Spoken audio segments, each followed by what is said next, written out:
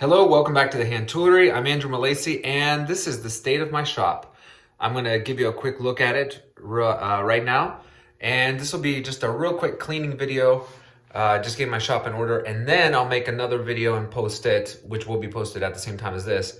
So you'll have two videos, and it'll be a shop tour. So let me give you a quick look at the shop so you can just basically see the state of it. I've got my lighting equipment over here. And I've got just a random drawer out. I've got my Craig jig. I've got an Amazon box. Well, that's what I used to put painting supplies in as I was painting the floor and the basement. Oh, goodness. Got my burnisher for card scrapers, doorknobs. So much stuff.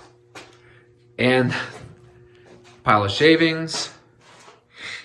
And dust on the floor. That's sanding dust, but a lot of paint dust from planing that would come off while I was planing. Goodness gracious. Half a door. There's so many stories behind all of this, why it's here. A destroyed desktop. Bandsaw full of stuff.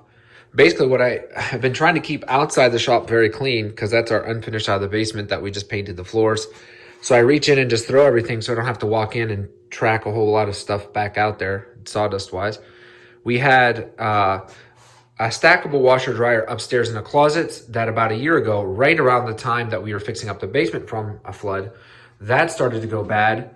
And it actually didn't start. We noticed it because the pan that it was in had finally rusted through, and it had been doing that for years before we even got the house apparently.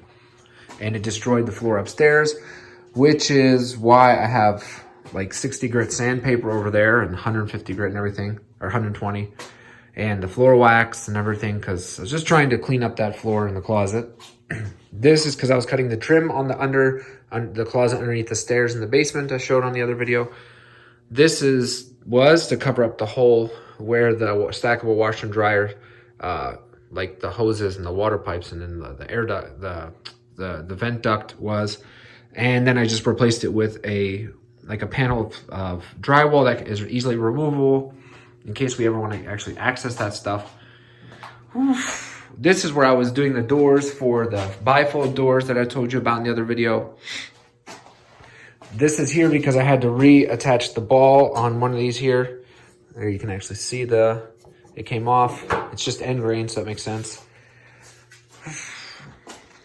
And this is from all the metal work I've been having to do, not like blacksmithing stuff, but I've been working a lot with hacksawing through and filing metal. Goodness gracious. And I've been doing a lot of splitting wood on this little bench here. I made a mallet for my children, for my two kids to come and just hammer stuff. So they hammer these dowels in place. My goodness, it's a mess. Yep, that's it. That is the gallon of glue I bought when I made my Rubo bench. In 2016, I finished it. So it's been officially, was it 2017? I don't know. Whenever I finished this bench, or whenever I started this bench, I bought that gallon. And it finally started to congeal, so I just threw it away, the rest of it. It was only maybe like much less than like a quarter, maybe like that much of it. So yeah, there we are. Okay, so I'm just gonna put the video in fast forward mode, and if you wanna watch me clean, go for it. I know some people like that. You just want some noise in the background.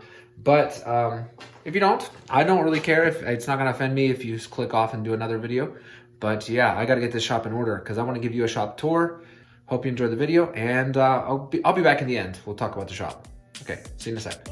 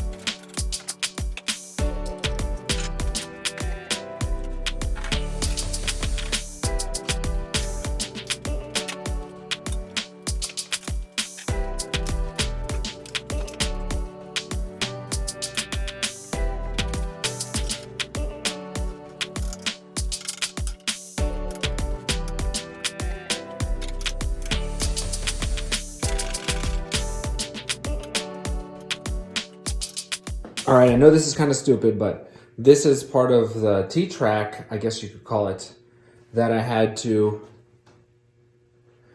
shorten for the bifold doors that I converted. They were sliding bypass and now they're bifold. So I got it pretty close, and then when I made some adjustments, I had to remove like an eighth. And I'm not gonna lie, I'm pretty proud of that cut. Very consistent. I'm getting better with the hacksaw, that's for sure. And the principles are really similar to just regular old sawing, so cool.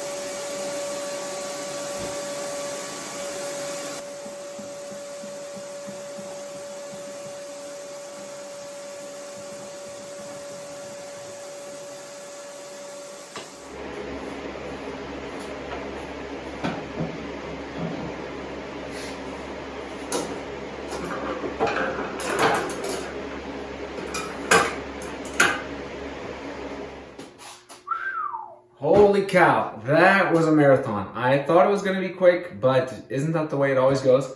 The shop is nice and clean at this point. I vacuumed just about everything I can think of, even the wood pile and the saws and the planes and everything. The only thing I realized I didn't vacuum was this separator, this tool well right here, which is like, okay, whatever, oh well.